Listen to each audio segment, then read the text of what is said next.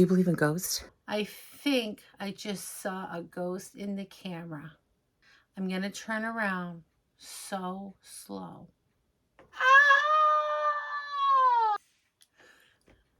Ah! Okay, guys, this is what we're doing today. I'm April Sawtelle and welcome to my channel. So as you can see, for today's project, we are going to be making these little ghosts. These little ghost pillows, super fun and super easy. If you're looking for a super fun, quick project, you won't want to miss making these. It's Halloween season and let's get into the action. So if you want to have a lot of fun while making this project, jump on YouTube or jump on your Alexa, type in the word "this" plus Busters, and you'll also get in the groove. I have no copyright license for any music, so we're just going to get the tune in our head and let's get started. So who are you going to call? I'm going to take a picture of a pattern that I made, and if you want to just take a snapshot of it, you'll be able to follow along with me. Here's what you're going to need for your supplies for today. You're going to need a pair of snips. You're going to need a rotary cutter, of course, some scissors, pins. You're going to need some stuffing. Now, I've used batting that I've cut up. I've used polyester batting that I've cut up. And I've used polyfill. And I also used the Minky that I had left over from the project. I just cut the rest of it up. They were just little pieces. I cut that up and I used a lot of that inside of the ghost as well for stuffing. And you're just going to need some fabric for your ghost. I chose Minky fabric. It was just a bumpy Minky that I had. And I just had a piece of black fabric that I used to cut out the eyes, nose, and mouth. Now, on the backs of these, I did use... You might want to have a little handful of some scrappy Halloween colors if you want to follow along and do the backs the way I did. I'll show you how I did that. You will definitely want a lint brush. This is a very messy project. And of course, you might want some pins and maybe a pair of scissors. This is my pattern that I did. I will take a picture of this. I will put this up so you can take a snapshot of it. So after I taped mine together, I had this little guy here, and this is what I used as my pattern for all of my ghosts. I used this little guy here to make my little one.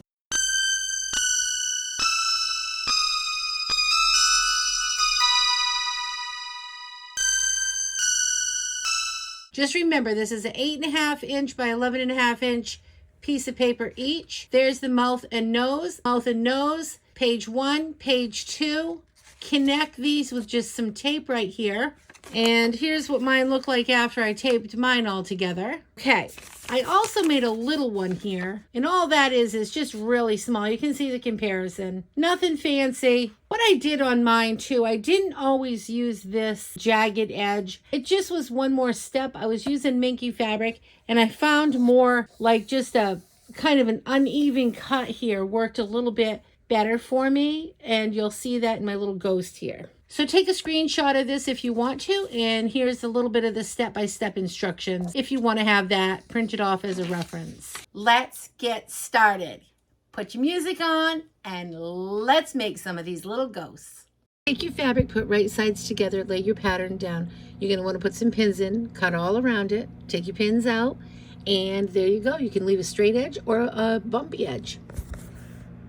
All these little pieces here, and all I want to do with these is sew a few together. So I'm just going to sew a couple of these together, probably 3 right sides together, and I'll finger press that right there. And then I'm going to do the same. I'm going to grab another piece that's different. This is just a little added fun for the back of the ghost. Sew that on.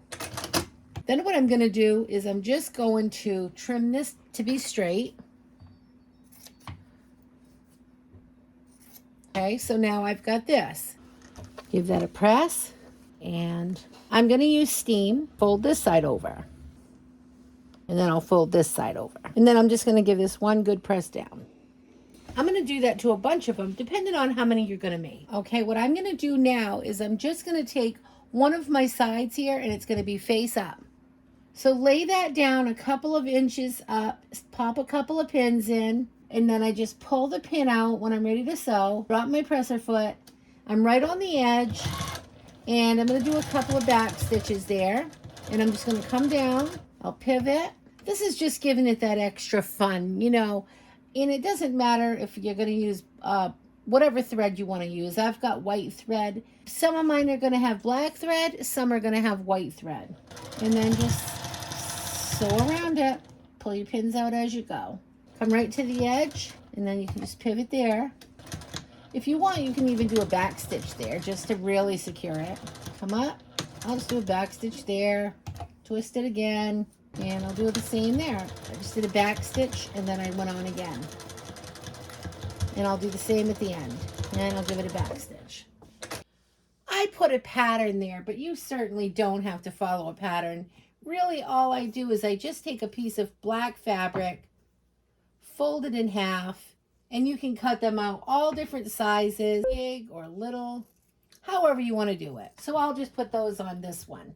I'm going to lay my eyes down on it, and I'm going to make a mouth. Now you can use the pattern that I gave you, or you can just create your own here. I'm just going to make a pretty good size mouth. So they're all going to be a little bit different unless you do follow that pattern, okay? So I'm on this machine because this one I put the black thread in. So I have black over here. I don't like the mouth quite that big. Let's take that down a little bit. Okay, all I'm going to do is, try to center them. But I need to stay away because I'm going to be sewing, about a half of an inch all the way around this. So just make sure you're in enough that it won't affect your seam allowance. And I'm just using a straight stitch.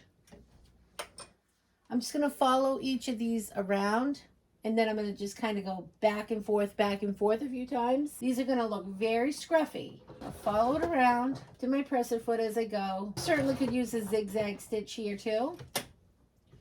I'm just using a straight stitch, and I'm just going to probably go around a couple of times. It won't be on top of each other. It'll just be wherever. Come in closer and closer to fill in the space.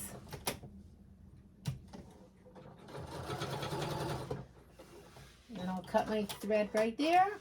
And as you can see, I didn't sew in any order. There's no eyeball or anything like that, okay? Lay the next eye down and just do the same thing. My fabric's like a minky, so it's super messy, completely covered right now. But I've made quite a few of these so far today. Okay, so far, so good. Looking like a ghost already. I'll put the mouth. I'm not going to trim any threads until the very end, until I've completely finished these little ghosts. Okay, the mouth, same thing. Here I go. Doing the same exact method. So cute. Right, so we've got the back and the front. Now all I'm going to do is I'm going to put these together, right sides together. I'm going to pop a couple of pins in right here just to hold me in place. And I am working with Minky, and it's very flimsy. You could actually use clips too if you wanted. This is such a wonky little project though that I'm really not concerned. It actually will look scrappy when I'm done too, just because I did raw edge, and they're just adorable. And you can make them just really quickly. What you're really going to want to do is you're going to want to leave an opening a few inches here, just for your hand to go through to push up the stuff in. So I'm going to leave this opening right here. I've got my pins here to know where that's going to be. I'm just going to put my presser foot down right here. I'll know that's my starting point. This is my ending point. And I'll pull my pins out as I go. I'm about a half an inch in. I'm just going to sew this all about a half an inch, just to make sure I've got both edges. And I will give it a back stitch to start. I'm actually going to jump on the other sewing machine because I wanted the white thread now. It really won't matter as I go around, but then at the very end I want to finish. So I did start there, you saw, with the black. I'm just going to go over that, and I'll just pretend I didn't do that. So start here. You're going to do a back stitch. You're about a half an inch in. And you're just going to follow this all the way around. The biggest thing is to make sure you've got your top and your bottom. As long as I've got both sides connected, I'll be happy. By giving it like a half an inch to an inch, it will. Just following the outline. Pivot this because I need to make sure I've got that other arm underneath here the right way. Just make sure every once in a while you've got both edges here. And remember, you don't want to sew over your eyes, so your 1/2 inch to 1 inch, you want to kind of be a little bit more to the 1/2 inch near the top.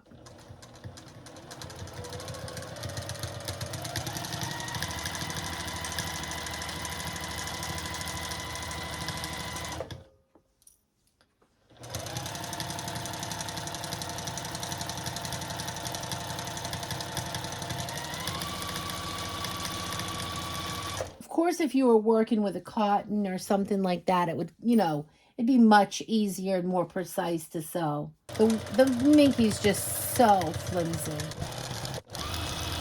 Pivot. That's where I need to end, right here. And I'm going to give it a couple of back stitches right there. Now, I'm going to break the thread. And what I'm going to do is I'm just going to turn it over and I'm going to look and make sure I caught all of that.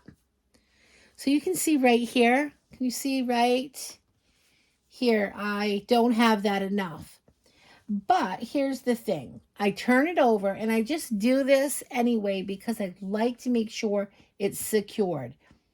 I'm going to go around this one more time. This is such a small project. It's not really going to take much time at all for me to do that. And I'm working with Minky and I just don't want it to come apart. It just makes more sense. If a thread breaks or something, it'll just stay together. So I'll do a back stitch again, and then I'll just go around one more time. And remember, I'm on the other side, so I can see if there was any spots that didn't get a seam. And you can see this is where I didn't catch enough last time. So I just got to be over enough. Bring it over a little more. No precision, really. By going over this twice, just assures me I'm not going to have to backtrack after I pull it right side in and then find out that I have a little hole somewhere. That's not very fun. A lot of times when I have to go inside out like that, I'll do that. I'll just do a double stitch. And I'll come back to the end and I will give that a back stitch and break thread right there. Now, just put your hand inside. I'm not even going to trim this. And I'm not, because I'm going to be stuffing it with the same stuff anyway. I'm just recycling a lot of my stuff. So I'm going to use batten and I'm going to use more of this fabric that I had as scraps. And then you just pop your fingers and push out the arms. And if you left any points at the bottom, some I did, some I didn't. I found that I didn't really enjoy doing the point things at the bottom. It was just that extra step. So some of these I just made a little uneven like. I'll show you here. I think there's plenty of room to just use your fingers, but you might want to use some sort of a tool like a chopstick to push those arms out, depending how big you made them. And I'm going to come up and push that head out a little bit with push those seams out with my finger. Here's my little ghost so far, just as cute as a button. And I am going to trim up all these threads after. And there's the back, and I'll trim those threads up after. Some of my ghosts that I have that I need to fill now, these are all done. Here's what's left of all of this fabric that I had. I did bring up a bunch of old batten, and I'm going to use that for stuffing. First, though, I'm going to use up the rest of that and get that out of here. That will be the stuffing for some of these. And believe it or not, that little pile right there, I mean, it's a pretty good pile. You'd think that would stuff quite a bit. That isn't going to stuff much. That's where all of this is going to come in handy. I also have polyester batten that I had some scraps of. I'm going to go ahead and I'm going to use that too. I'm telling you, I'm going to try to use up all kinds of different things. I really like the polyester batten. It's just lightweight and it didn't take all that much. I do have pillow fiber, but I just didn't have a lot of it. So that's why I'm going to all my scraps here. You would think this pile would fill quite a bit. It really doesn't. So you can see you could get rid of a lot of scraps really quick by using them as stuffing. You'll see how fast this goes down. Just for this little guy here, he's going to use up most of these. So fill the head first and then go right into the arms, jamming your fingers right up in there to push them out. And this is going to take up all of it. It just shocks me how much stuffing pillows take. I'm just going to push around and make sure that feels even in there. All right, that used all that up. Just out of that little pile, I got these 3 guys. All right, I'll set this aside, and I'm going to have to start cutting up some batting now. To this pile I can use up. That was a pretty good piece of batting there. Okay, that one looks good. Just shift it around, make it lay pretty flat in there. And then I have some polyfill. I'll fill the rest with that. You've got this all stuffed. All you're going to do is you're just going to pull this like this. And see how nice that curls up together? You're just going to grab that. Stick that under your machine. You'll want to do a back stitch right there. You're going to lay those two together. And you're just going to sew that up. You're about 1/4 of an inch on it, I think. And wherever the hole was, just go ahead and stop right there and give it a back stitch. And then voila. That's what that's going to look like. And you're going to want to turn it over and make sure you got both sides. Now it's time for the cleanup crew. That means we're going to clean up all of these loose threads. And as you can see, there's a lot of them. So just go around and cut off all of the extra threads. And then I'm going to just take my lint brush and get all the lint off. Using this minky fabric is just so messy, and it just leaves a lot of lint. So there. I'm going to do this to all of mine. There's the bottom. Most of mine I did end up just kind of going more straight on, or just like rounded, or just at a different angle. When I did that curved edge, I wasn't loving it that much. It was just one more step I didn't really need to go through. I hope you enjoyed this video. Don't forget to like, subscribe, and comment down below. Ring the bell if you want to be notified every time I put out a video. Thank you so much for watching. I'll see you next time. Remember to keep it simple. Have a great day. Bye. Say bye, little Miss Reddy, Thready.